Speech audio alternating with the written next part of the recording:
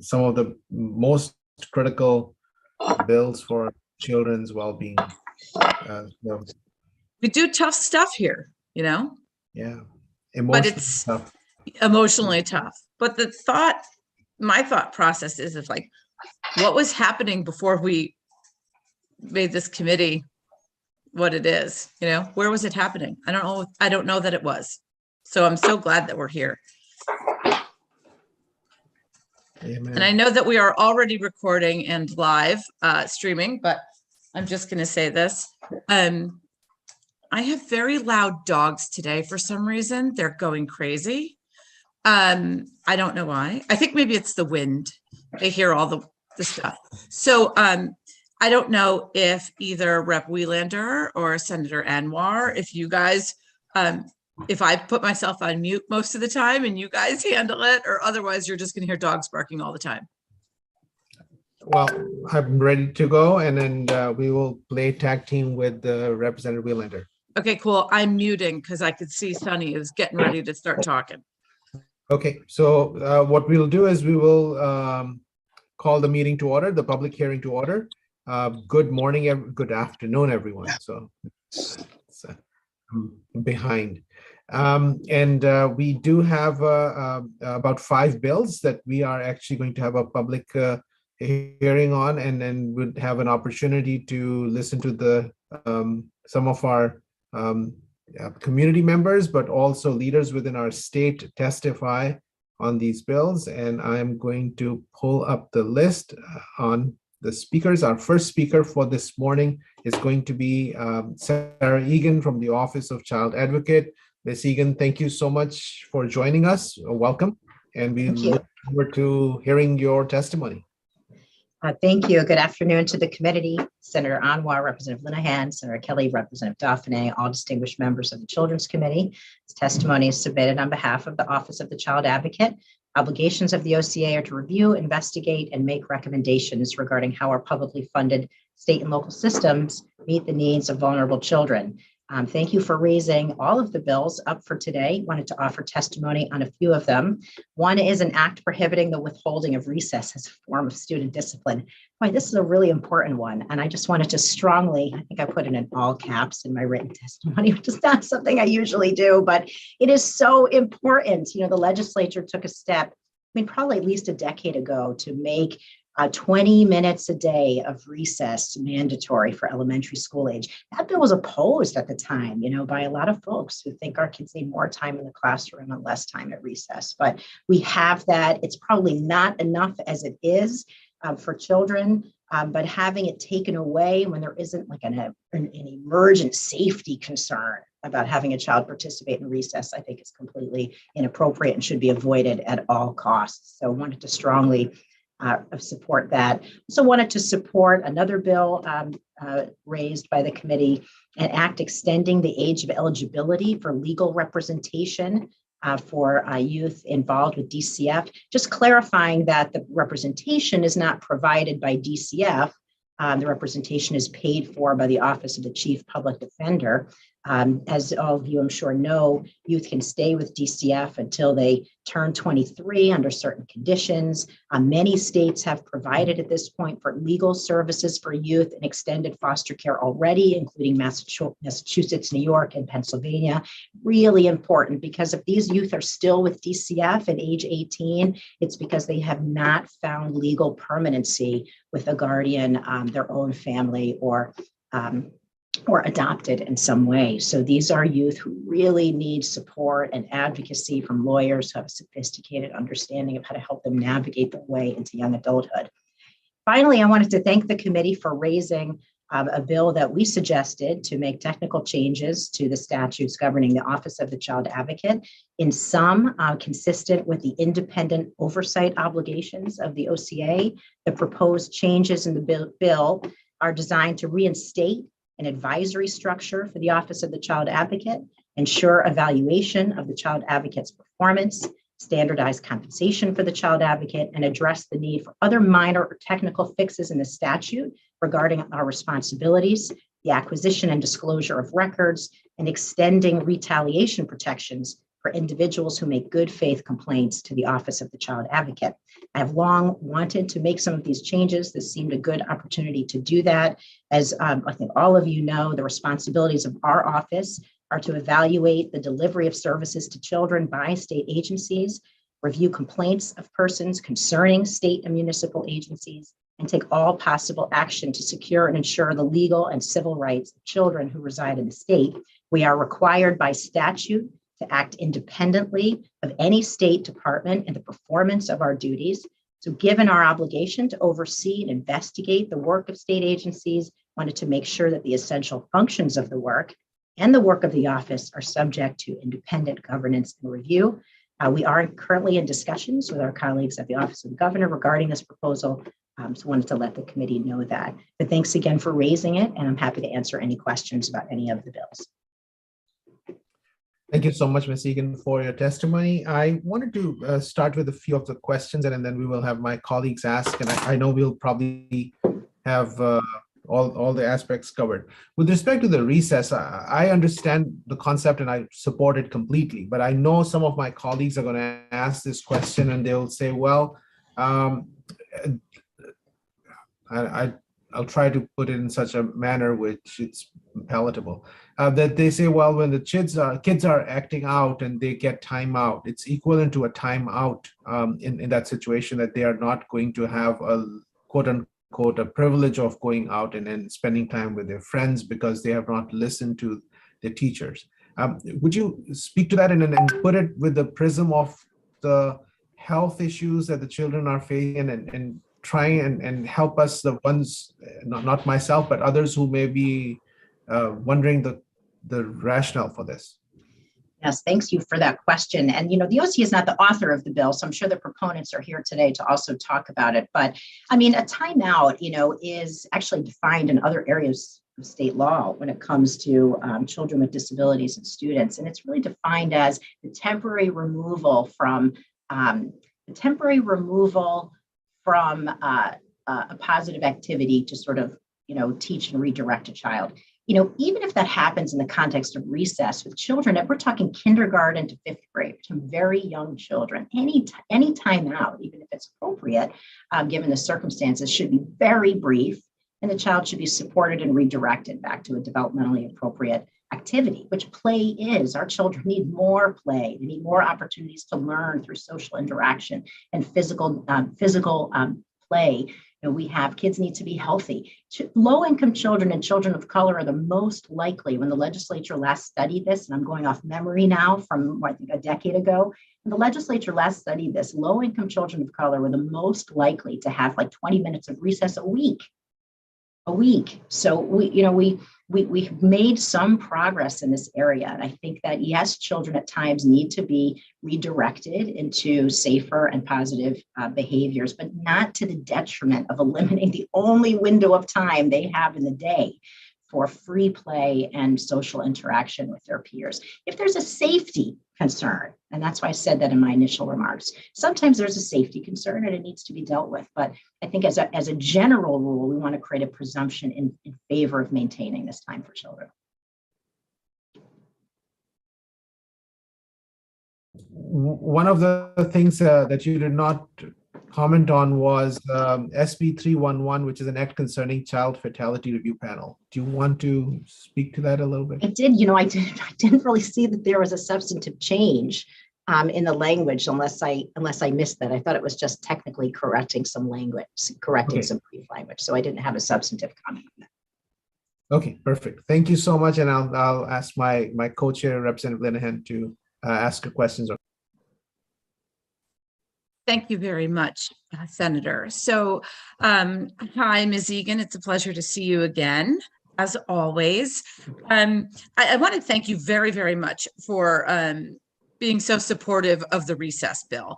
And for those on the committee who are listening, I think it's really important to point out that if recess is taken away for behavior problems, it almost reinforces the behavior problems, because we know young kids have a hard time paying attention if they're not getting their energy out. So would you agree then that anytime recess is taken away, it could actually perpetuate the bad behavior that they are taking it away as a punishment for anyways? I think that's always a risk, right? When we engage in punitive measures with children that are not developmentally appropriate and don't allow them to engage in developmentally appropriate strength-based activities. And there are children, as we all know, who struggle at recess. They struggle with pushing kids. They struggle with not being nice to other kids. They may struggle finding someone to play with. They may struggle to redirect their energies in a positive way. The removal of recess, these are the kids most likely to lose recess, right? I mean, as a parent, I always heard it was the same kids that got in trouble and lost recess all the time, right? These are the kids who need more support, right? More opportunities, not less. And they may need more redirection, and they may need more hands-on support during the recess time period, right? And we should make sure that teachers have that staff support to do that. But eliminating that opportunity for positive interaction with adult support, I don't think is the answer. Thanks. And then are you familiar with any of the scientific papers that have come out that link a lack of outside play, which includes things like swinging on swings, rolling down hills, as one of the problems with the increased ADD and ADHD diagnoses in kids, because taking away that part of recess and taking away kids being able to swing and roll down hills actually works against the development of the vestibular system. Are you aware of those scientific papers? Yeah, I have seen some of that research, Representative Linehan, on the connection of children's lack of opportunities for movement and free play, contributing to OT concerns and sensory concerns and other developmental challenges. I'm a lawyer by background, right? So I read them, but I am aware of them. And there's lots of research about the needs, as I'm sure many members of the committee are also aware of the need for play-based learning.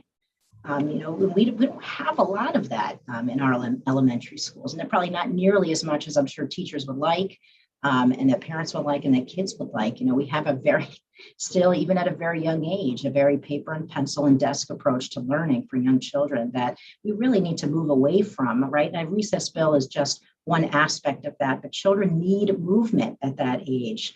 All children do. And so we want to, I think, make sure that we're preserving that as much as possible. Right. And then one final question regarding also the recess bill. I'm trying to think, I feel like I've lost my train of thought, unfortunately. Oh, right. So the language does say K-5. And I believe that we should be changing that to pre-K through 5. Would you support that change? Oh, that's a great change. Absolutely. And lots of public pre-Ks and pre-Ks that take public money. So that's an important catch. Thank you. Yes. Great. Thank you very much. Thank you, Senator. Thank you, Madam Chair. Representative Dr. Foster. Thank you, Dr. Sherman. I think you're the only person who gives me that, but I appreciate it. It makes me smile a little bit every time. Worked hard for those letters. So I am super grateful for you to be here today, Attorney Egan. I'm always glad to hear from you. This is about the recess bill. So I spent a lot of time in a former life of mine studying with colleagues who are studying evidence-based wellness policies. And there's a tool the UConn Red Center has called the WellSat. And I believe that withholding recess as punishment is part of this sort of standard policy. But my understanding about the research related to play is about like unstructured time total through the day. And I feel like this is probably a COVID, remnant, that lots of kids are just not getting the amount of unstructured play time that they need, particularly with other children, because I think that the amount of things parents are doing engaging outside of the normal day with other families has significantly decreased. So I find myself aware that we have these teachers who are in this like critical moment feeling like the system is so hard. It's harder now than it's ever been before to be a teacher. And their tool belt feels inadequate to address some of the mental health challenges that they're facing. And I'm curious if there might be a way to both protect as much unstructured playtime for children as possible, particularly the littles, but also empower teachers to feel like they have corrections and redirects that are possible. And I know a lot of teachers and public school districts already include in part of their school manuals that they do not withhold recess as a form of punishment. It's part of the gold standard school wellness policies that many schools in Connecticut have already adopted. But I'm sort of curious about how this might feel to a teacher right now. Like, I'm trying to think of that balance. I know a lot of teachers feel totally not bothered by this because they would never withhold recess as a form of punishment because that's the sort of gold standard that's recommended. But I'm sort of curious about, the field's perspective right now about like the yin and yang there. Because I feel a lot of worry for our teachers right now too. Yeah, I really appreciate that question, Representative / Dr. Foster. I want to use all your titles.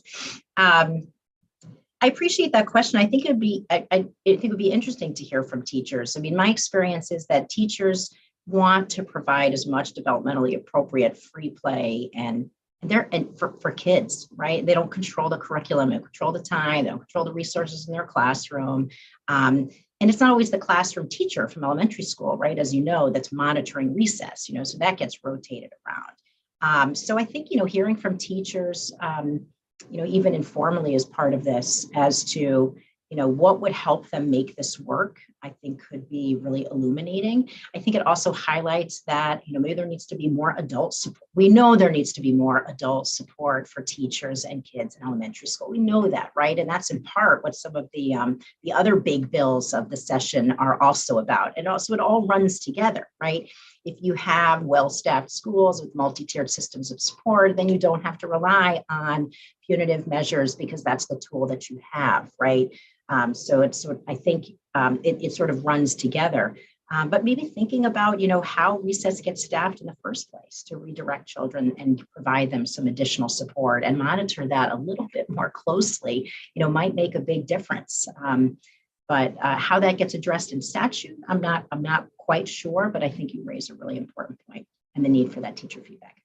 I know just because you specifically referenced the special ed student example, and I think of contact with special educators that I know of and I'm aware of, in the example that I'm thinking is a preschool level special ed teacher, but I just feel like I don't know that it's the teachers necessarily who this would impact as much as the support staff who are also in positions where they would need to offer correction, have the ability, but I don't know that those other skills, like, I don't know that there's always situations where everyone's going to have a full tool belt with alternatives to this to use. And that's what sort of worries me, because I am hearing, and I think a lot of folks are hearing from their school districts, that we're just seeing like an unparalleled amount of disciplinary action needed in schools right now.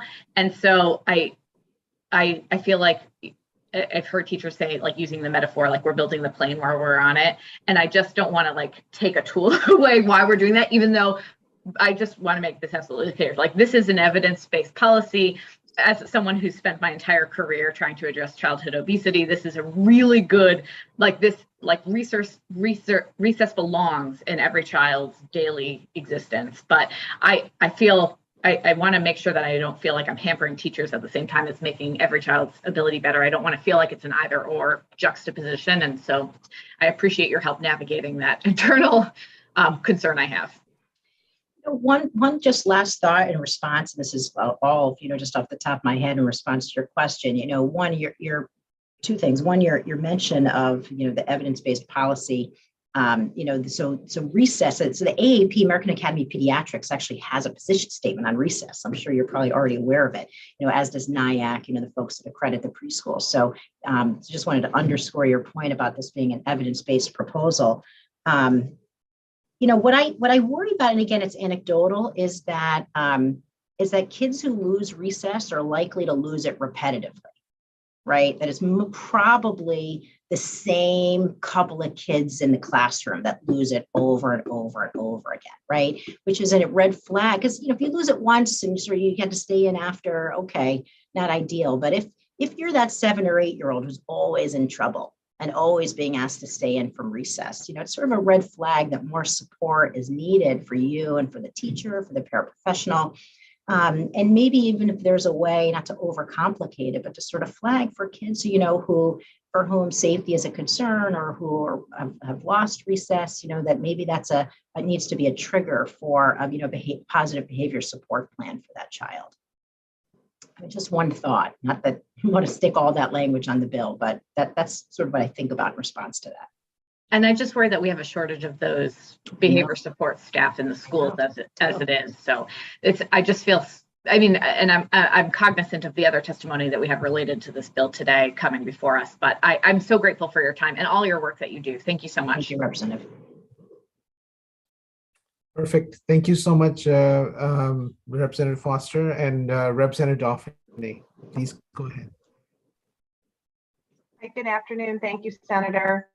And thank you for the comments. I really struggle with this particular bill. While I really, really would like to see this only done in the most rare form, I agree with Rep. Foster that there's not a lot of tools in the toolbox, and I think she eloquently presented that. So, my thought is that this should really be done on a local level, school to school, and a case by case. And I absolutely would hate to see anybody's recess taken away. So I just want to make that really clear. And I appreciate so much all the comments that were made. It's where they let out their energy and their frustrations, and they get fresh air. And it's really, again, the last resort. But I really hate for us to be making this bill on a state level. But thank you for all the comments. I appreciate them. Thank you, Representative Dauphin. And I think that I don't disagree, but I think you've both hit on, I think the concerns that teachers have about not having tools in their toolbox and not having all the things they need for the children who need the most in their settings. And it's the last thing I would say about that in response is, just emphasizing the other proposals that are before the legislature this session, whether it's on eliminating suspension from school for very young children and replacing that by putting more supports into classrooms, or focusing on needs assessments for schools and helping them establish multi-tiered systems of positive behavioral supports. I think the more work we do in those arenas, the less we're going to have to worry about, some of the things that you're raising. But those are very real, tangible concerns right now. I can appreciate that. Thank you. Thank you. Thank you, Representative Dauphin, and thank you, Ms. Egan. Representative Comey. Thank you so much, Chairman. I was thinking, first of all, I'm just so excited about the rich conversation that we're having about this bill, the recess bill, because this is exactly what I had hoped for when I asked this concept to be raised. In my district, this is something that I had heard that was happening, and whether or not, I don't certainly have the evidence of that happening, but it was something that I wanted to raise and to talk about. And I can't think of a better place to talk about this in this committee. So in my district, we're moving to policies, and this is to Representative Dauphin's point about making this a local decision. And in my district, there is something I looked up the policy, and there is something that says that partial recess can be removed for discipline. And I am concerned because at this point, my Board of Education is actually moving away from individualized policies per se and working on every single policy over and over again every single year to more of what I am viewing as, certainly from my point of view, is a boilerplate policies that are being presented through legal counsel, and so there's that. There's that point, which as a community like mine, who certainly wants to ease the burden of our Board of Education and the review of policies from 35 years ago, I think that having the state have a voice in this is certainly important. And I love the use of the evidence-based policy as a task as a framework for that. So thank you for speaking in support of the bill. I have family that lives in Sweden, as an aside, and they have several hours a week that they take the kids out, and they do they go out into the forest and they do education in the forest and outdoors. And we just don't have that opportunity here in the United States because of all the testing and all those sorts of benchmarks that we're expected to consistently teach to. So, anything that we can do to make sure that our kids get at least that 20 minutes of activity outdoors is important. Thank you. Well, thank you for raising the proposal. I think it's really important. And I think we have, as you said, Representative Coleman, we have a long way to go, I think, to make how children spend those 7-8 hours a day in school, really giving them the movement and the opportunities for free play and learning. We have a long way to go in that direction. But I appreciate the proposal very much. Thank you so much. Thank you, Representative Comey. And we have Representative Wieland. Thank you, Mr. Chair. So I will confess that I'm having a harder time with this proposal than I expected, because I'm a firm advocate for recess. And while I was on a Board of Education, this came up in discussion. We wanted to make sure that our kids do have the chance to get their wiggles out and use that energy and use it for, we've seen behavioral issues within classrooms because kids have been isolated for the last year or so and haven't had those chances to practice problem solving and interpersonal skills and how to play. So I firmly believe that recess is a very important part of a student and child's school day. And in fact, I would support an effort to extend recess through middle school, because Absolutely. I can, speaking sort of as a side tangent right now, my mom used to be a principal and a teacher and a superintendent up in Western Massachusetts. And one of the things that she did as a principal of a regional school district was to reinstate recess through 8th grade. And behavioral problems went down in each classroom. So saying all that, I also have heard feedback for years, even before the pandemic, that teachers do feel like they don't have the same types of tools to discourage certain behavioral choices in classrooms. And it's not even that they're looking for strict disciplinary actions. It's what can we use to try to encourage our students to make better choices. And while I know that we are working to provide more supports for our students and our teachers, those things are going to take time. And so my concern is, how can we make sure that we are supporting our teachers in a classroom situation that is much more difficult right now, where we are not able to give the immediate supports that I know every single person on this committee would give in a heartbeat if we could, but also acknowledging that they need some supports, and what will be removed in that place. So if we're saying you can't take 3 minutes away from recess, you have to go, sit and think, or come and stand with me and let's talk about your choices. If that's not an option anymore, what else will be able to be used to help encourage better choices within a classroom? So I will say I'm very torn with this. So I would love to hear your thoughts. I know that's probably more random than I normally give. No, I appreciate that, Representative Wielander. And I'm going to think more about what's been raised here, and think about whether I have any additional concrete responses that would sort of make its way into bill language. Right. I think my reaction to what you've said is that I'm very sympathetic to that. Right. But I also think about whether removing recess is iatrogenic, right? I mean, does it work at all to change a child's behavior? And I also make the analogy in my mind to the suspension issues that have been discussed at length in a legislative working group, right? As the state was looking at, should state law be amended to ban suspension for pre-K, school suspension for pre-K through 2nd grade, right? And I was a strong proponent of it should be banned, right? And then the responses were, well, we all think it should be banned, but we don't have all the same things. You know, what are we going to do in its place? And how do we discourage the behavior? And what do I do when I have 27 kindergartners in my class?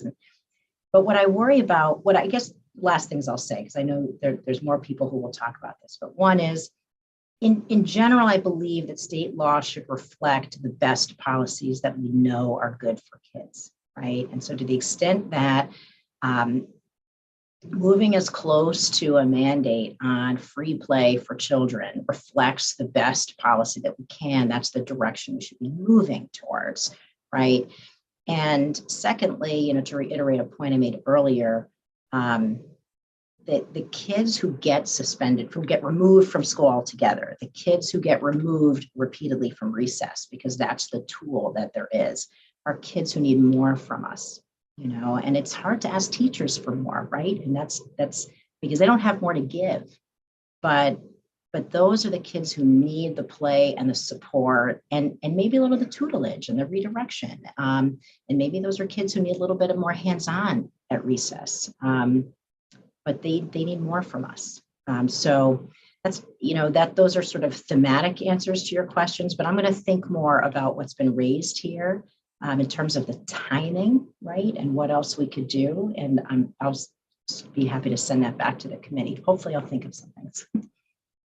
Thank you for that. I really appreciate it. And I think you made an excellent point of perhaps we need to evaluate the whole picture of what we're asking out of our teachers and our kids right now, and is the emphasis being put on the best places right now. And so thank you for your feedback. I really appreciate it and your time. Thank you, Ms. Egan. I just wanted to make a couple of statements after the conversations we have had with various of my colleagues. Look, American Association of Pediatrics came to the conclusion back in 2013 that this is the way to go. And they have shown with a number of studies that it's better for their social, emotional well-being. It is better for their physical activity. It's better even for their vision and then long-term eye-related symptoms, coordination efforts. And then there's a study that if you're going to give them a recess with a smartphone, you're losing a lot of what you're trying to gain. So I don't know if that is the elementary school group is going to be the vulnerable one, but the age keeps coming younger for the ones who are using smartphones. But just wanted to put that out there that it's American Association of Pediatrics has been very clear that they think this is a good idea. Thank you so much, Ms. Egan. Thank you for your testimony. We appreciate every time you're here. With that, we are going to have our next person on our list, which is Commissioner Vanessa Durantes. And I wonder if she will come. You'll have your entire team together, Commissioner, or you will all go one at a time? Oh, no, my team is here to assist in any of the questions that we have. Thank you so much, Senator. Thank you to Senator Anwar, Senator Kelly, Representative Linehan, and Representative Dauphiné, as well as the distinguished members of the Children's Committee. We are here to testify today on 3 separate bills. SB 308, SB 309, and SB 10. Also, the first we will go in chronological order is the act concerning recommendations of the Office of the Child Advocate that you just heard from. We thank the committee for the opportunity to share our comments related to this particular bill. Existing state statute authorizes the OCA to inspect and copy any DCF record in order to carry out the responsibilities of that office. DCF has granted the OCA direct and real-time access to our child welfare information system. So we respectfully recognize that, therefore, we don't believe that amending a law to require 14-day turnaround of records request is necessary, as we are very willing and continue to do that information sharing pretty regularly. The second, under SB 309, an act extending the eligibility for legal representation provided by the Department of Children and Families. For us, it's a technical response to this one, is that legal representation for these youth is provided by the Office of the Chief Public Defender. And so the age of children that the Office of the Chief Public Defender represents while committed to DCF is driven by Connecticut General Statutes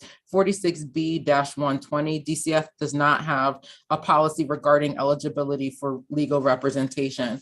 And finally, SB 310, the act requiring the Commissioner of Department of Children and Families to submit a report on caseworker retention and permanency outcomes. The bill calls for the department to post on a regular and quarterly basis certain data regarding DCF social workers' employment and the correlation between the number of employed social workers and times to permanency outcomes for kids.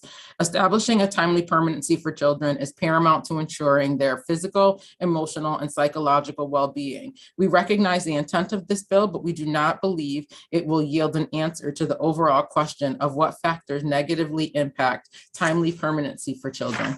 And so in the interest of time, all of our written testimony has been submitted. And I will just highlight one particular paragraph of this particular response. And that is that the department has historically had some of the lowest staff attrition rates in the country for child welfare agencies, meaning that our child welfare staff tend to stay longer than they do in other jurisdictions.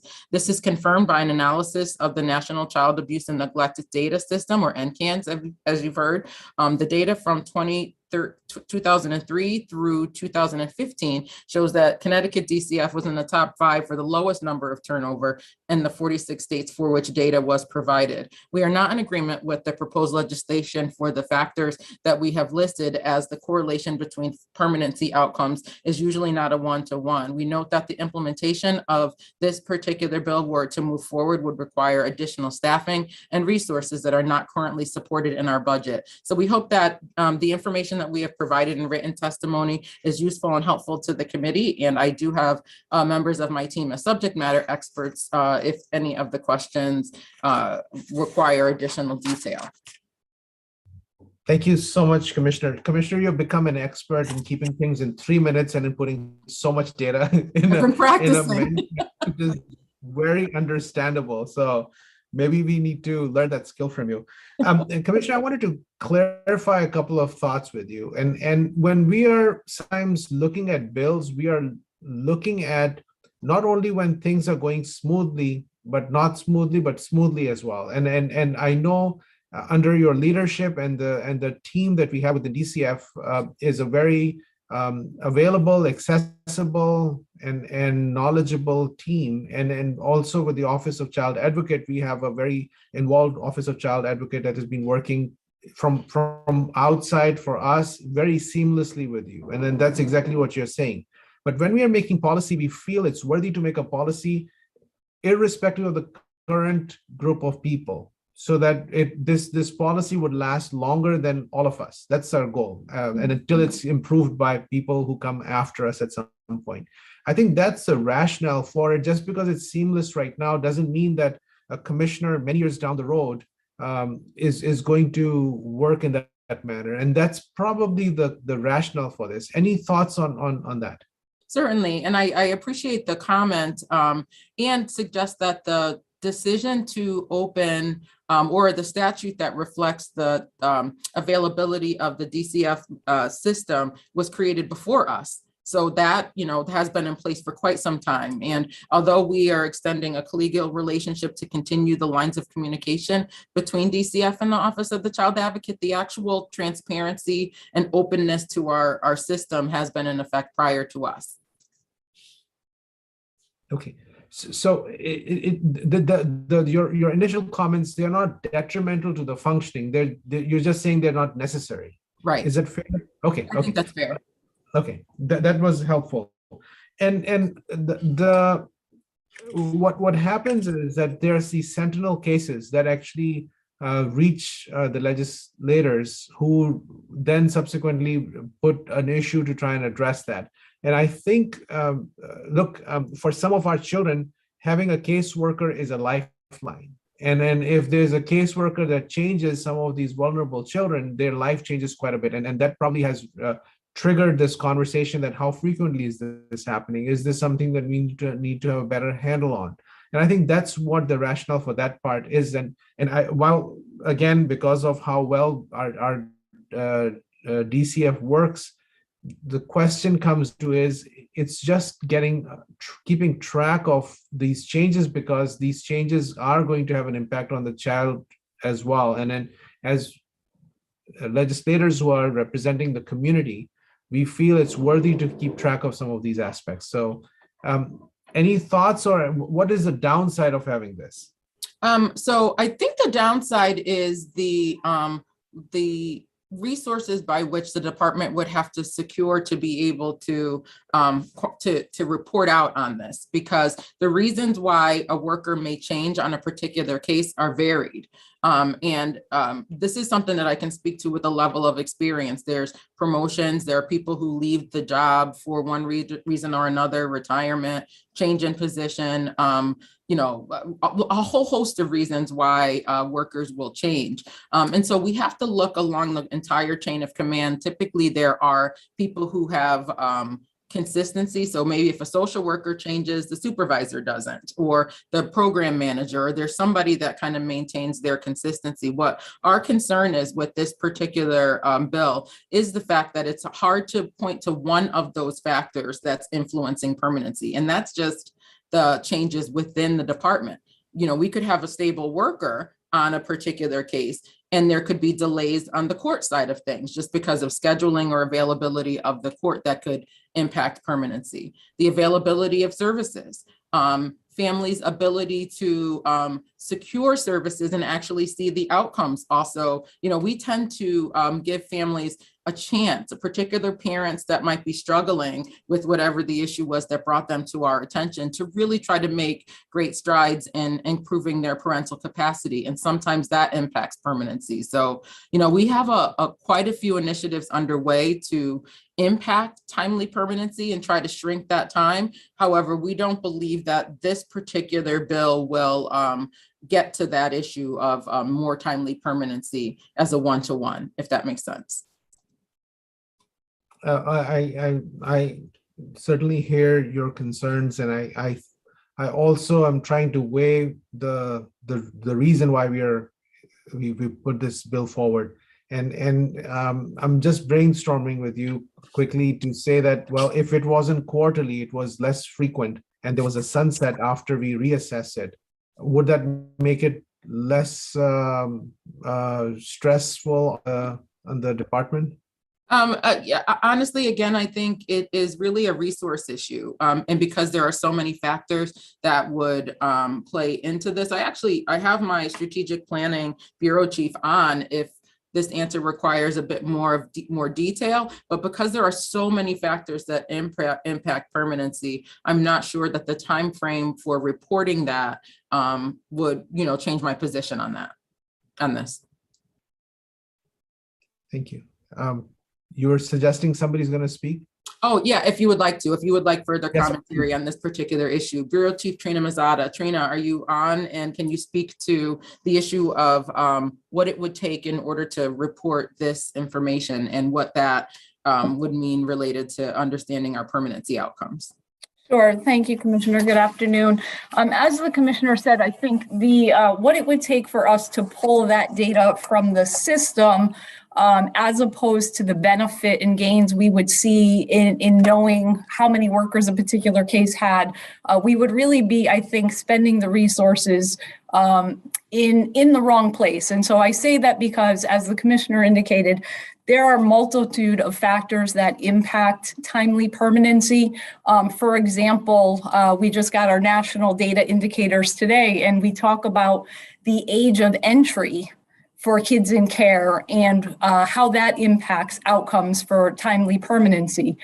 So for example, kids who are entering between the ages of 9 and 13 generally tend to have a longer length of time in care than those who enter at a younger age. And so I say that because as we look at our permanency data, which we do quite often, it's one of our key measures and something that we recognize an area for improvement on. We are looking at not just the caseworker numbers, because that's certainly caseworker turnover. We're not saying that that's not relevant. It absolutely is.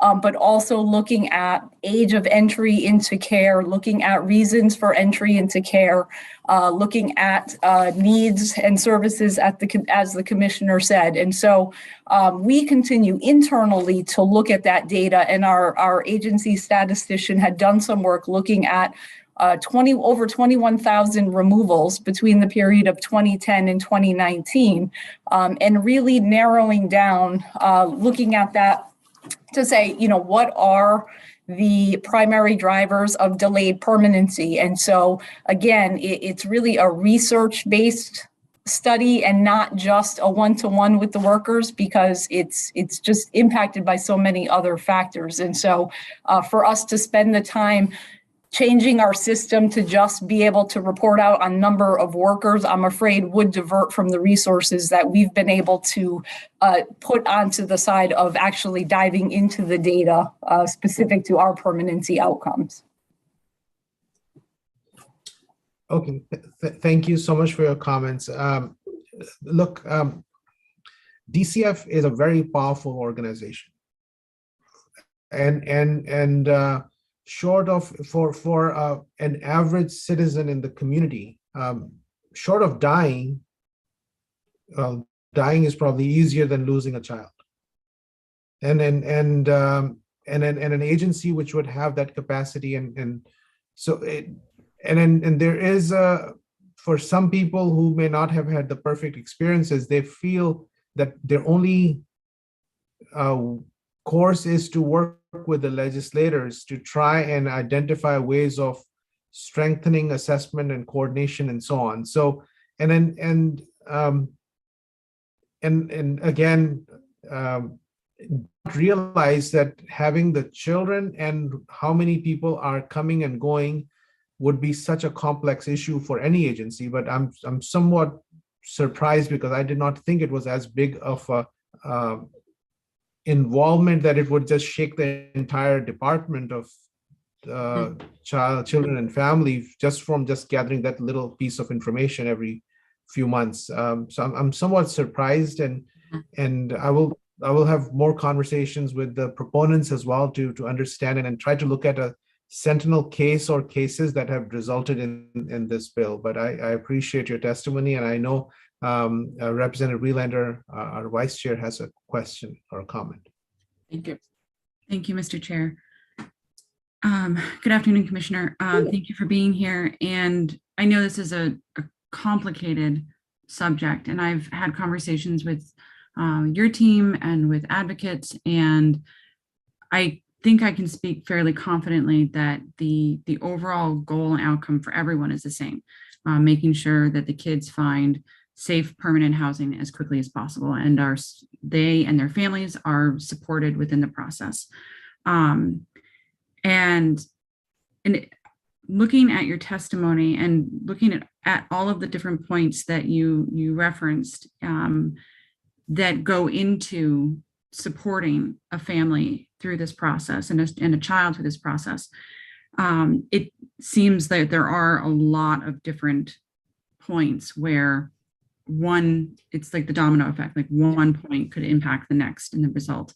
Would you be able to speak at something that we could look at as a committee that would be, from your perspective, from the agency perspective, helpful in creating a better process towards permanency, that would be helpful in supporting these children and these families, that maybe have a clearer pathway towards success than than what is being suggested in this particular point of proposal and legislation? Thank you very much for the question, Representative Wielander. I think for us, the answer to that is starting to flush out in our program improvement plan, where we identified with the federal government which of our courts had the largest volume, and particularly had the largest number of kids who were kind of not attaining timely permanency. And what they identified that was a transformation zone. And so in the Waterbury Juvenile Court, we identified a transformation zone and are working collaboratively with the judge there to really nail down and narrow our focus on how do you improve outcomes for kids in an area that has the biggest volume. The success of that narrowing allowed us to be very targeted about what the department had control over and what the court had control over. And because there were some strategies that were addressed in that transformation zone, we have now replicated that and is starting in the Bridgeport area. So we believe, zeroing in on the cohorts that might be long stayers we're trying to understand what the characteristics are of cases that have delayed permanency has really helped us. We've also gotten some technical assistance from national outfits that help us do what we call rapid permanency reviews, in which there is a targeted cohort of kids of a certain age or a certain length of time they've been in care. And we have these really targeted sessions to understand what it would take to get to timely permanency. And then, you identify that cohort, and when you address those issues and those children have attained permanency, we move on to another cohort. And the last thing we also have are legal permanency reviews, where the focused attention is on the legal process through the case to see if that is where the bottlenecks or delays occur. So it isn't that the department is not looking to structurally understand permanency. It's really how you narrow down the cohort of kids and what is actually creating a permanency delay. And so the last thing I think I will say too is, it's not a current, the attrition rate of our staff in terms of how many workers get maybe transfer in the life of a case is not something that our computer system currently captures. So the resource issue would have to be different than, pulling an existing report to determine if the change of a worker impacts that. So those mechanisms and framework are models that we have put in place that we are starting to see movement in the permanency timeliness. Okay, thank you. I'm just processing all of that.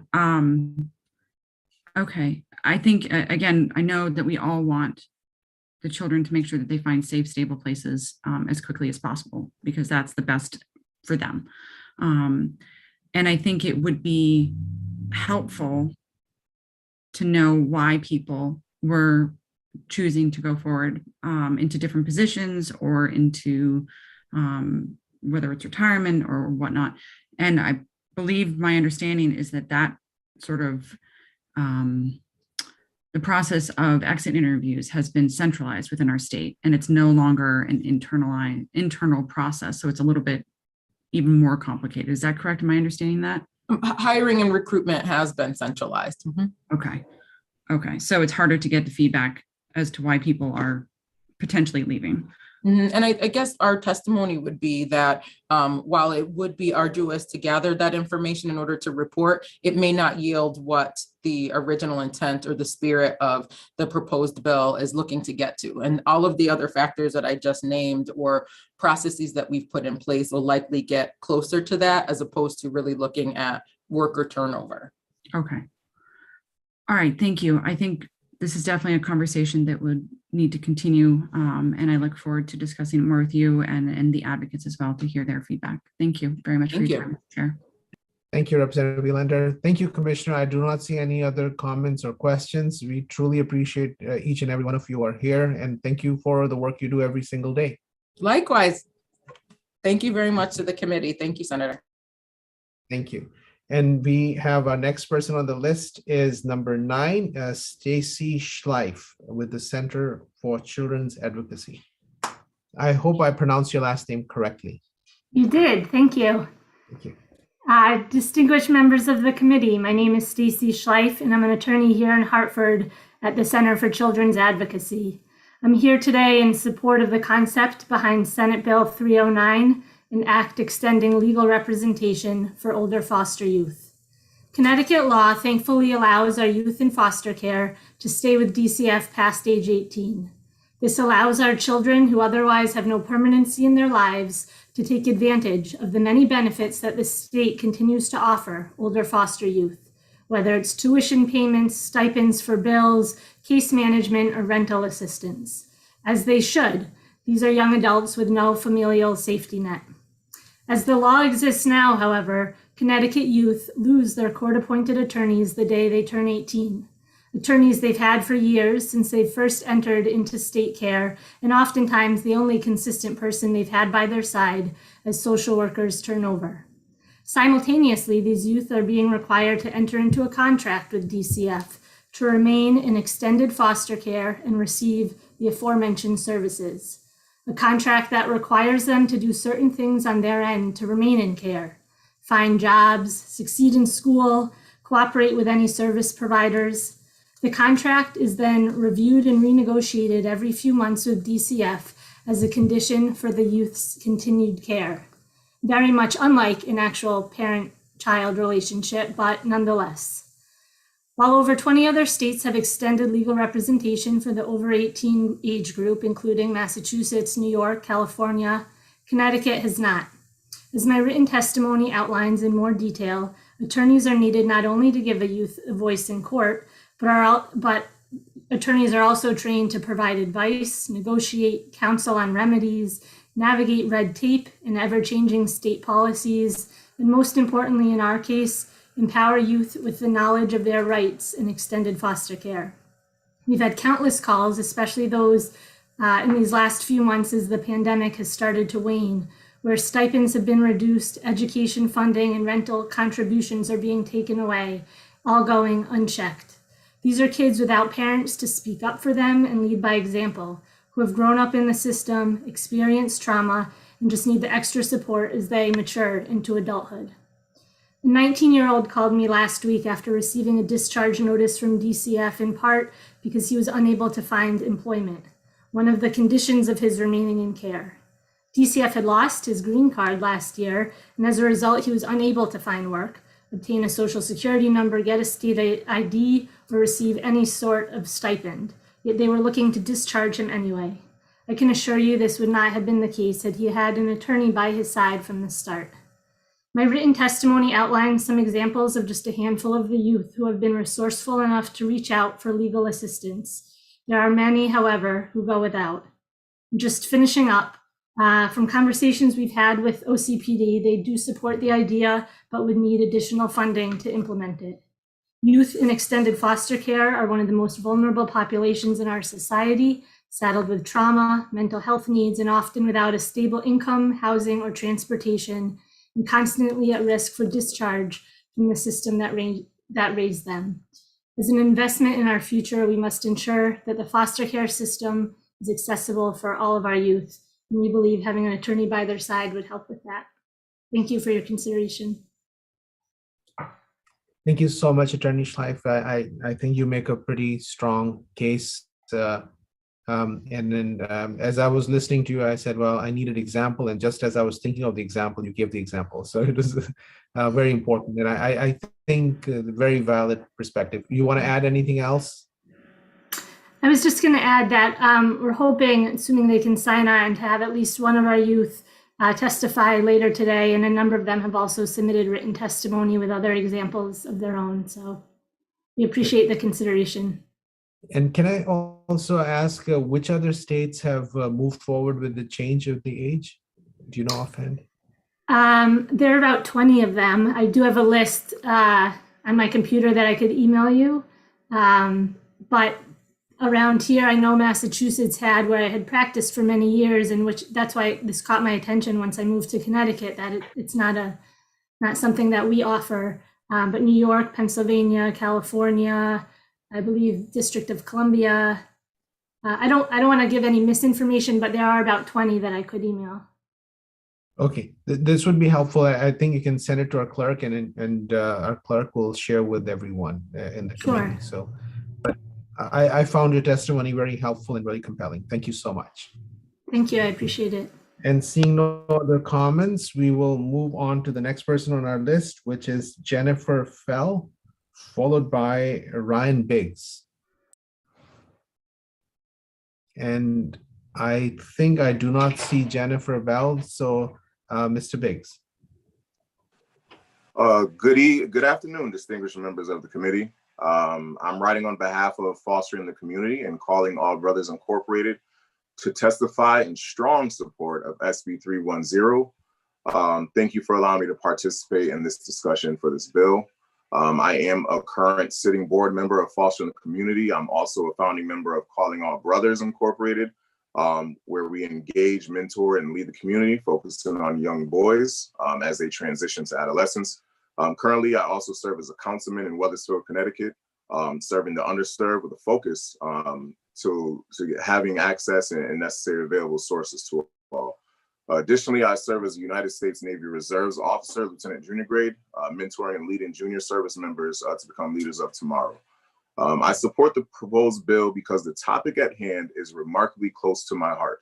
This is not a made-up topic, but a real one that many of our youth live on a daily basis. I would like to reference a young boy who at the early age of 3 months old was placed in the foster system. This child, this baby, remained in the foster care system until he was finally adopted at 7 years old.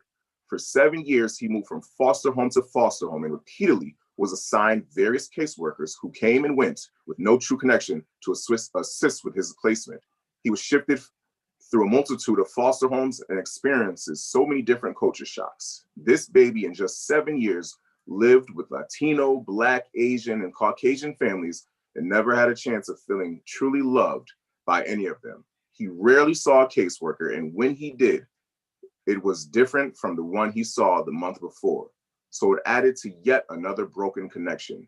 He suffered the pain of not truly being able to live the life that all children should be afforded, because children only have one childhood.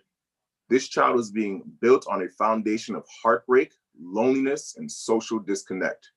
Can you imagine a child, matter of fact, a baby continuously being turned over to unfamiliar faces, new personalities, new schools, and no place to call home, no place to be genuinely loved, no place to truly feel a part of? I am a father of 2 young boys, 3 and 5, who I could not even imagine them having to live this life and carry these burdens of wondering if they are loved and seeing another child with a family wondering why they cannot have their own family. Their actions of endearment, the joy when they see me after a long day of school, or getting them to brag to friends about their dad.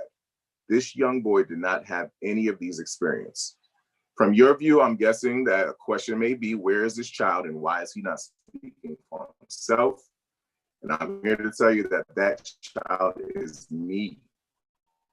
I'm giving you a real and true account of a child 7 years of his life was played over doubts, casework connection, and detailed plan of getting me into permanency. One may say, but you appear to have turned out okay. But I would challenge you with a sheer rebuttal. You may have heard the phrase, I do not look like what I have been through. This is not the case for all those that have had my story. I have no recollection of birthdays with loved ones, no sleepovers, no running to mom and dad when they returned from work. I had no weekends at the ice cream parlor. My experience is a real one, and I want this to be clear that this is not an attack on DCF. I truly support all the work they're doing. I have much respect for the commissioner and the team. This is not to blame them. This is to support them and the families they serve with a desire to work toward further needed support. Children need stability, they need surety, and they need to be placed in a loving home during their most impressionable years. I truly believe a decrease in turnover of caseworkers and managers will directly help place our children in loving homes faster and permanently.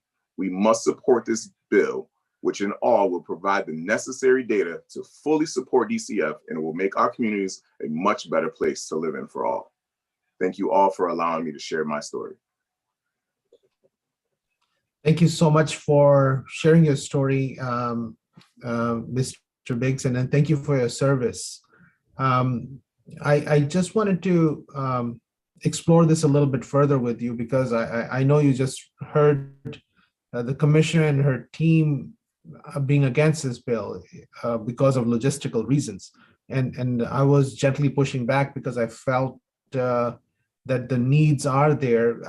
Could you share some examples beyond the ones that you have shared about the perception of increased turnover or changes in position and how that impacts the children who do not have an adult to fall back on, if you will?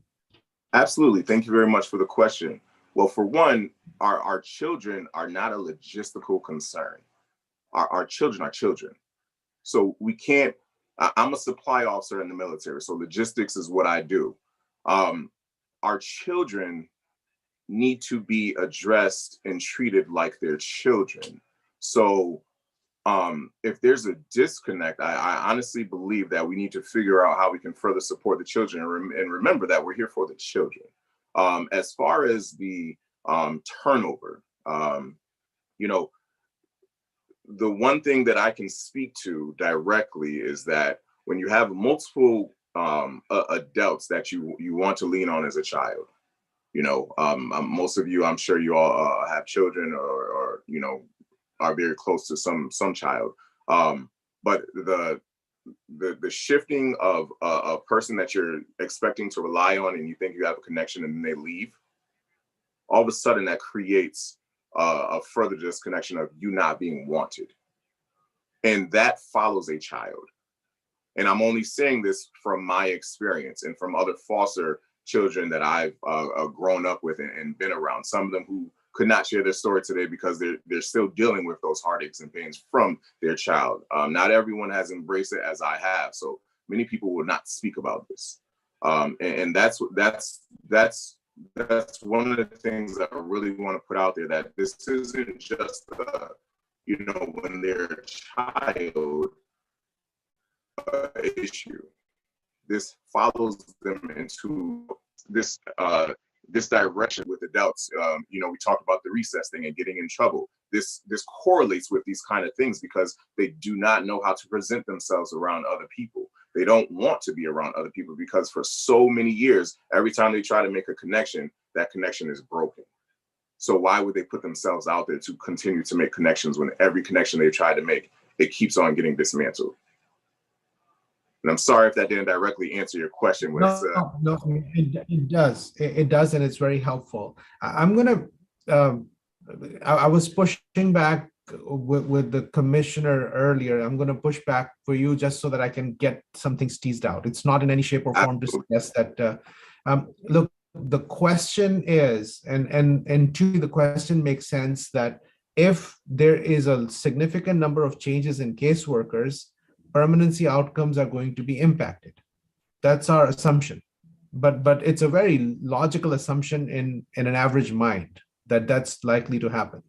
And then the second assumption is that DCF has a turnover, significant turnover, or more than expected turnover of caseworkers. That would be the second assumption to try and justify this bill, if you will.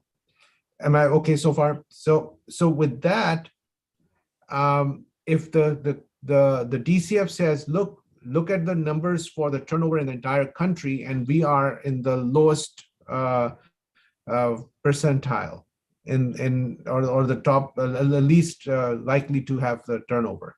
So that sort of throws away our assumption, and in some respects, if they were able to give us that idea. And then it becomes almost like an academic exercise because we're not necessarily fixing our assumption with this bill. We are, in other words, what can be done to make sure that the caseworkers don't leave? That should be the question to ask. I'm exploring some of my thoughts with you to say that this bill is going to try to prove something, but the proof is, why are people leaving? And if they say people are not leaving, then the question comes is, what can we do to even go below the percentile that we might be in? Any thoughts on? Yes, sir. Thank you very much for that question. Well, I think what I would like to say is that before you could say something is not the issue, you have to analyze if it's the issue. And if we deter saying, hey, let's see if there's a correlation between turnover, even if it's the lowest turnover, if there's a connection to turnover and permanency, then we're focusing on the children and them being able to have a childhood. So if there's issues with promotions, that's not an issue. That's a great thing if that's a factual thing. If there's a turnover of staffing because they're moving to different departments and whatnot, how is that affecting our youth? So if there's the turnover is low, okay, but you're still having a drastic amount of a lack of permanency, or the percentage. I believe there was a target percentage of 40%. And I believe the permanency right now is still sitting at the 20% level. And this was pre-COVID. So, you know, so where is the change, and why is it not increasing that number of permanency? And if we're already analyzing other numbers, we should have a number to say, well, this is why permanency is not there. So if those numbers are not saying that, now we need to look at a different area. And I believe what this bill is saying is, hey, we want to help you figuring out if this might be your issue with the permanency. And I don't think this is saying, hey, DCF, you got an issue, you need to fix it. This is saying, hey, DCF, we want to support you at getting to the root of our children being fully supported, because right now it seems like there's a lack of our children getting the necessary childhood that they deserve. And the reason of that is because they can't be permanently placed. I find your testimony very helpful. I truly appreciate you coming in and speaking to us. Our Vice Chair, Representative Wieland, has a question or a comment for you. Thank you very much. Thank you, Mr. Chair. And thank you, Mr. Biggs, for being here and for sharing your history and your story with us. I think it's really important that we do hear from what you were saying, from the early experiences and how they impact everyone through their whole life. And I think I would really just want to touch upon something that I just heard you and Senator Anwar talk about in your exchange, is understanding the why. If we are having turnover, then why are they leaving? Because that why would allow us to address a very specific problem and an issue.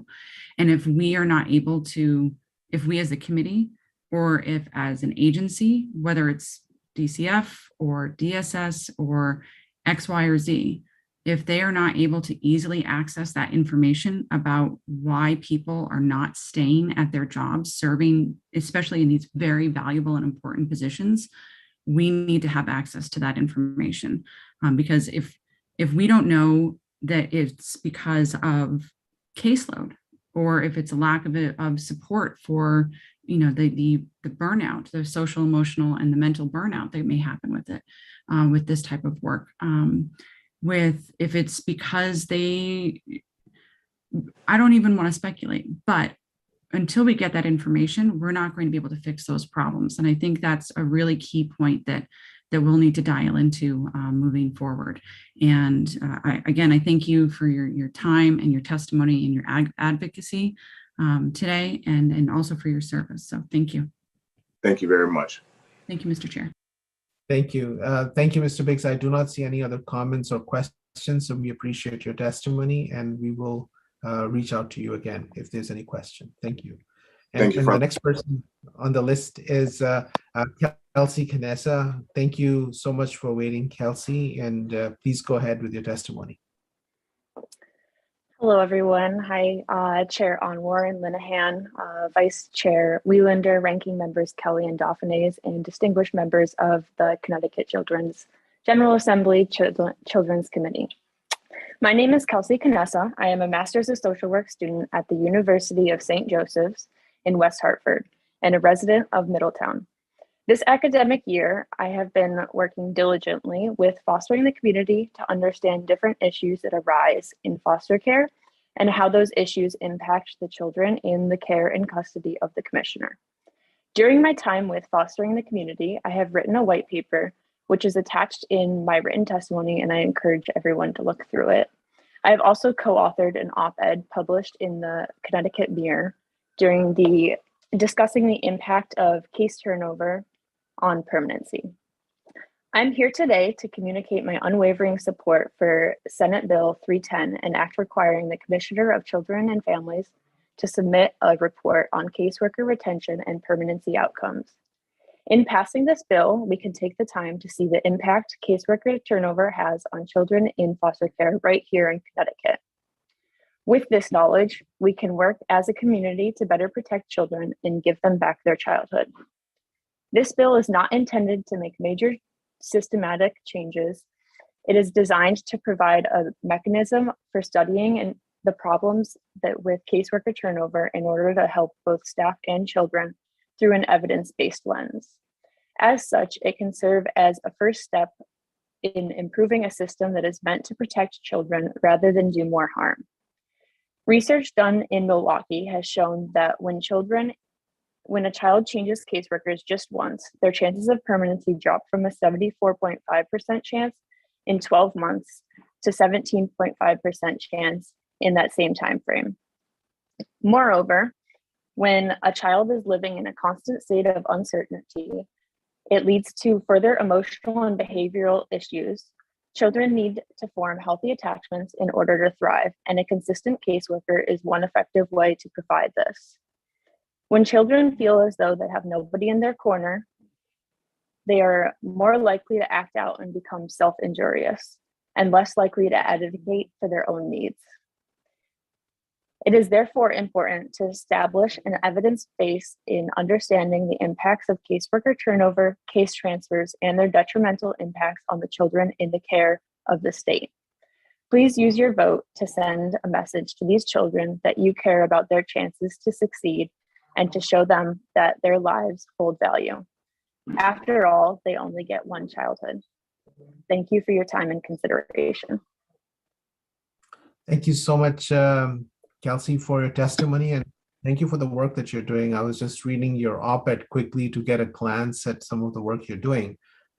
So proud of the school and you and the work in social work. This is who we need. This is what our state needs, and we're so excited about your work as well. And this is very helpful. I have some questions, but I know Dr. Foster would like to ask you some questions too. So I'll yield to her first and I'll come back.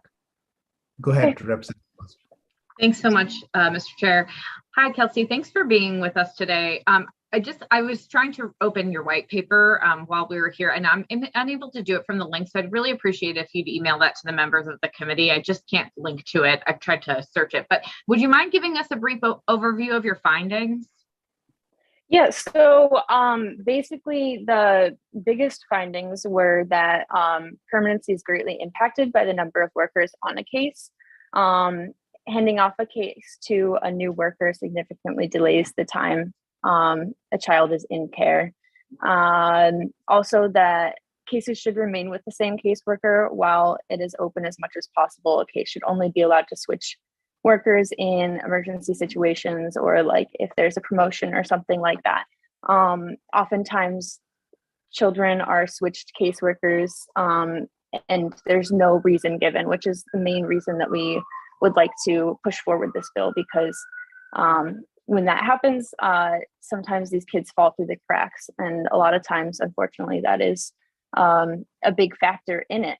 The president of Fostering the Community unfortunately wasn't able to make it, but she wanted to discuss about a child that she has in her care who has been adversely affected by this. Her child has now turned 7 after coming into her care at the age of 4 and is still not permanently placed with her, and has changed caseworkers a multitude of times. So that is one of the biggest impacts. Another impact that we have is the hiring process of new caseworkers. There are times, typically, like if a new caseworker comes on, they're usually short-staffed. So then those caseworkers end up getting jumbled up in the mess and get a whole bunch of cases that are like half worked on. So when a case is half worked on, they don't know the whole story, and a lot of history can be lost. The child is just kind of like placed with them, and they don't know exactly what they're doing because they're brand new to the whole program and everything. So another thing that would be helpful is like slowly increasing their caseload with new cases as they come, rather than giving them old cases that are being tossed around. And then another issue is that the reason that people leave, there are a multitude of reasons, but sometimes they leave because a lot of caseworkers are either BSW or MSW students, and once they reach the 2-year mark, they have the opportunity to get a huge pay increase. But if they accept that, the hours that they're working don't go towards their LCSW, which a lot of MSWs are working towards. So if they are not going to be able to get their LCSW, they're going to leave and go to something else where they can get those hours counted towards it.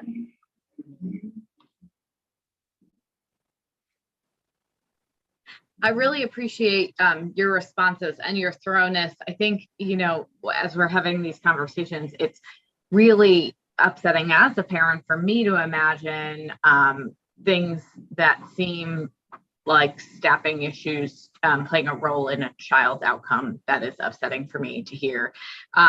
One of the things that I think would help me understand the impact of your testimony is understanding the source of the data that you're talking about. Is the data that you're sharing Connecticut specific data or national data? It is national data.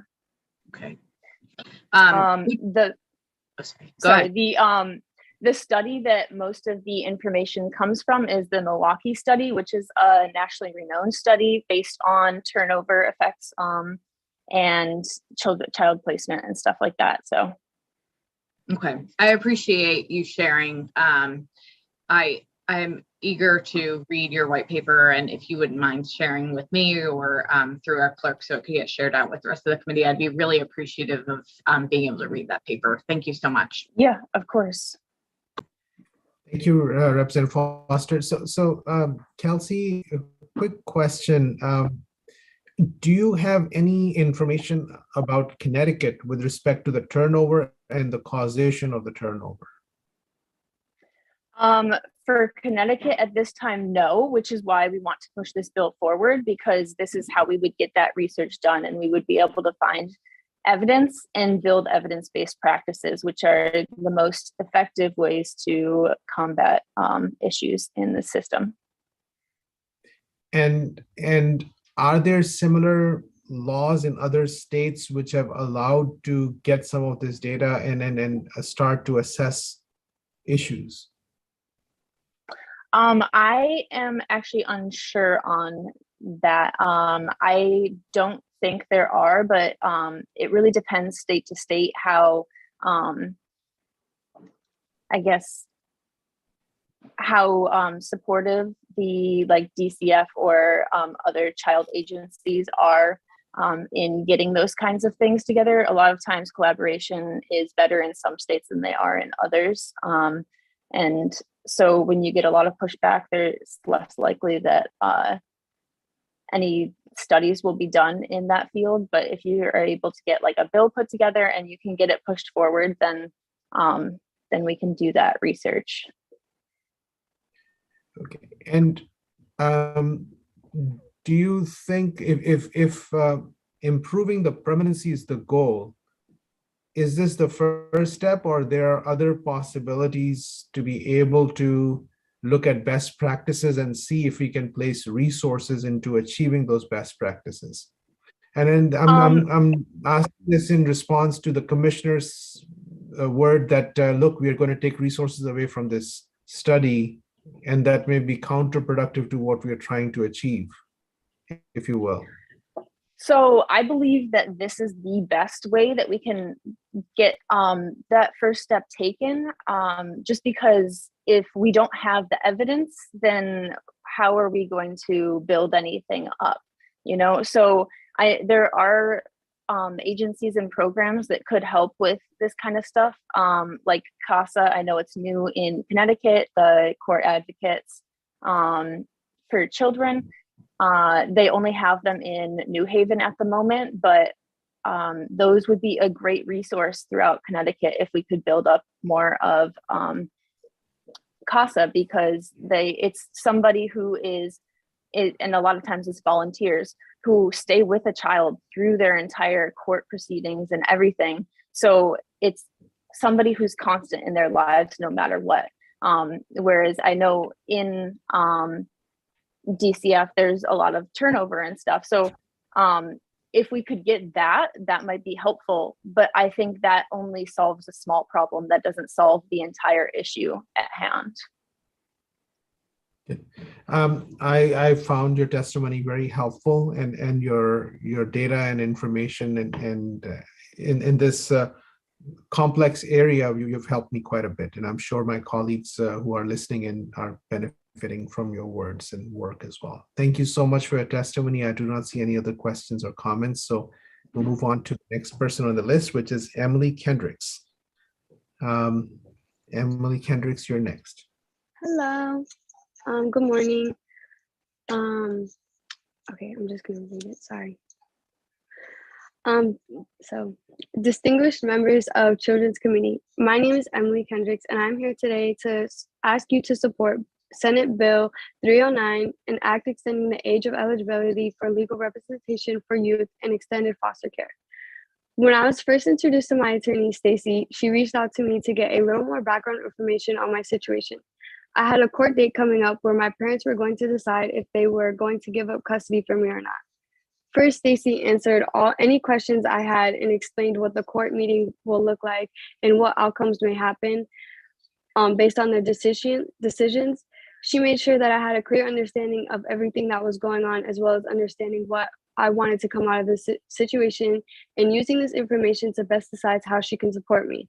She then informed me about different support funds that DCF had me that might have been able to help me out in my situation. During that time, I was 17 and my mother had kicked me out of her house, and I was kind of homeless at the time, living with a friend. So she was telling me about different supports that funds that DCF might have been able to help me with. So this was the first time that I was hearing about many of these funds, and I could tell that Stacy wanted to help me as much as she could. And I was so thankful to have someone at that time that was introducing me to so many different supports that I could utilize. I volunteered to stay in DCF's care past the age of 18, and my attorney, Stacy, also volunteered to stay with me. This meant the world to me, and it felt so good to have the reassurance that someone cared about me so deeply. Stacy has helped me so much, such as advocating and ensuring that I get the correct healthcare that I need, advocating to make sure that I always have transportation to and from school, as well as connecting me to people who care, connecting me to people who are showing me how to advocate for myself and others, and many more things, but I know we have 3 minutes. So nobody else in my support system has been as supportive as Stacy. Stacy's always able to raise questions for me if she noticed something is not going how it's supposed to be. I have no idea how my life would have turned out if Stacy did not stay in contact and advocate for me. There's many more youths in the DCF system that I wish I could give to Stacy so she could help them and guide them as much as she did for me. I really hope this bill gets passed so that every child in DCS is open to the same equal opportunities that I had. And thank you for listening. Thank you, Ms. Kendricks. Thank you for your testimony. You did a great job. And also, we had a chance to listen to your attorney as well, Ms. Attorney Schleife, and she was also very convincing. And I think you're making a very strong point. At the age of 18 is when a number of avenues start to open up for young adults, and that is a time sometimes you will need that steady support of legal guidance so that you can be launched into the next level of work and opportunities that you explore. So I found your testimony very helpful. Thank you so much. Seeing no other comments or questions, we will move on to number 14, which is Jennifer Torres. Jennifer, you're next.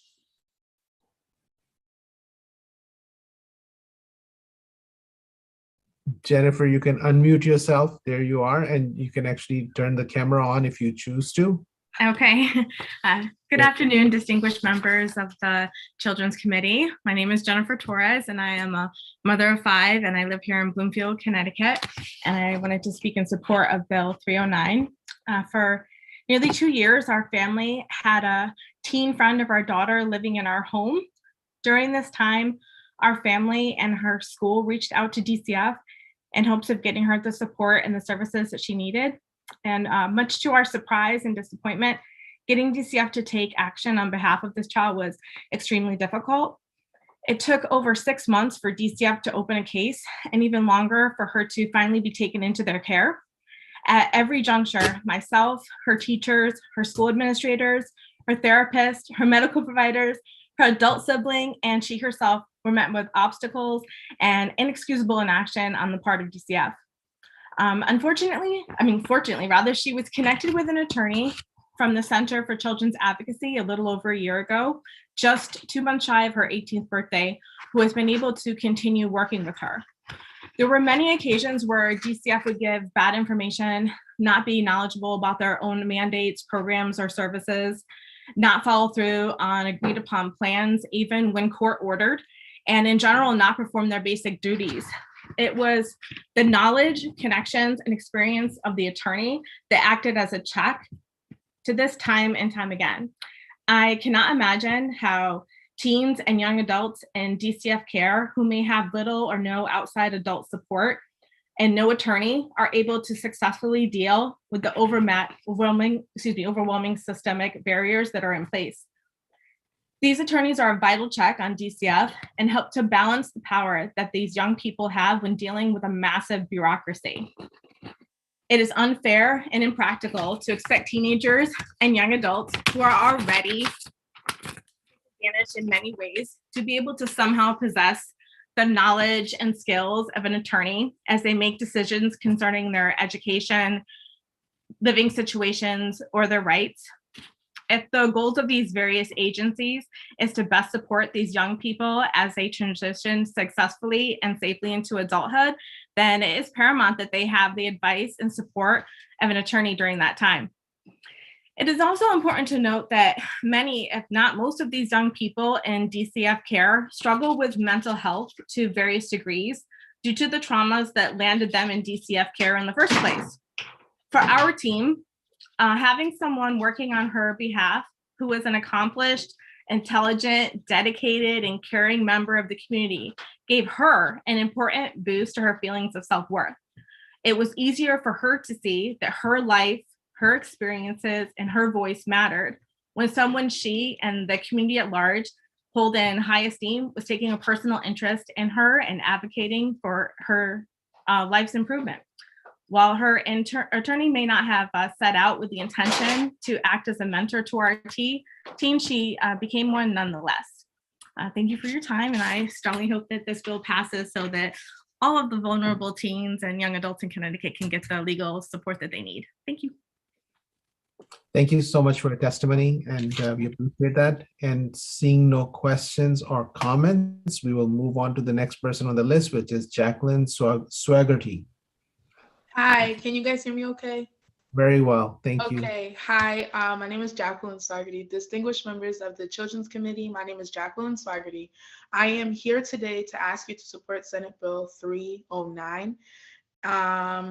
I am currently 21 in a youth and extended foster care program, but I have also been in DCF care since I was 13.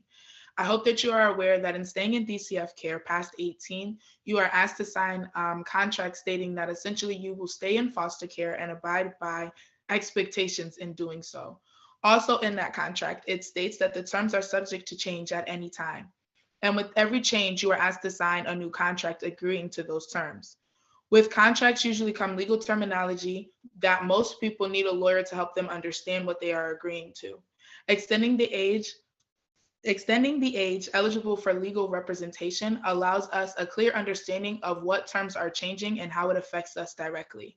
When I needed help understanding my contract, I had already been 18, and if I had legal representation prior to signing my first contract, I would have challenged certain decisions made that greatly affect my way of life currently. I was grateful enough to stumble across Center for Children's Advocacy, where I met Adam, I'm not sure how to say his last name, so I'm not going to butcher it, who explained in depth what had changed and the course that I had agreed to.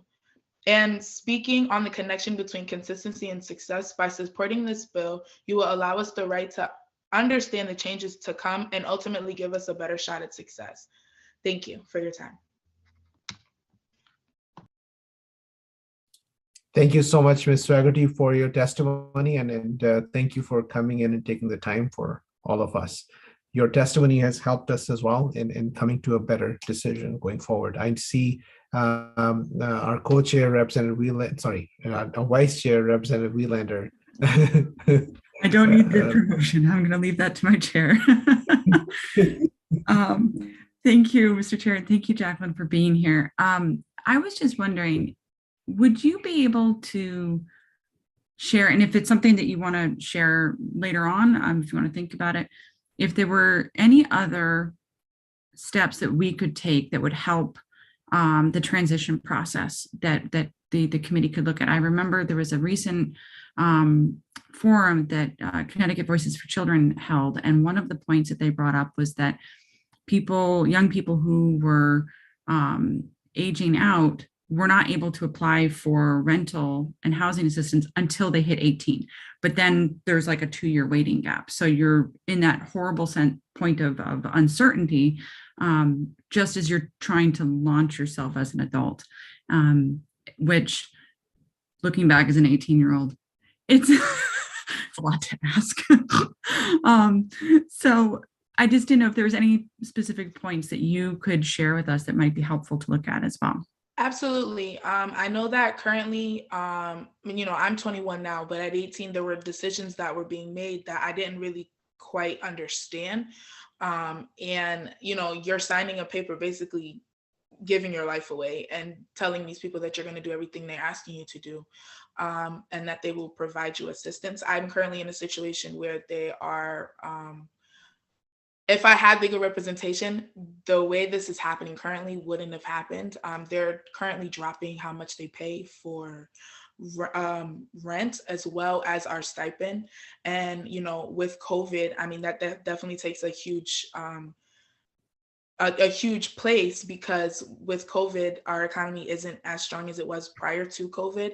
And while we're seeing adults who are, you know, well in their 50s or 60s that are struggling with money, imagine what we're feeling as well. I currently have decided that I'm not going to go back to school at this point, because with the draining of assets that they're taking from me, I have to kind of focus on living and where I'm going to stay, because, you know, DCF was a big portion of my life. I've been in there pretty much since the time I was 13. And so they pretty much watched me grow up. And, you know, I can definitely get some more insight in that to answer your question further, because outside of here, I work with CCA, but I also am on the board of Youth Advisory Board to get some more information from other youth that are in my situation currently. I would love that. I think our clerk has your email, and so I'll send a follow-up and we can have a longer conversation. So, absolutely. So thank you for your time. Thank you, Madam Vice Chair, and thank you, Ms. Swaggerty, for your testimony. We appreciate your insight, and you are our last person to testify today, which means that now we are going to all go and read the remaining ones, that the people who did not come, and then we will be well ready for making good decisions going forward. Thank you so much. With that, we will move, we'll close this public hearing. Thank you everyone for your joining in and listening in. Thank you. And all of the people who spoke today. Bye.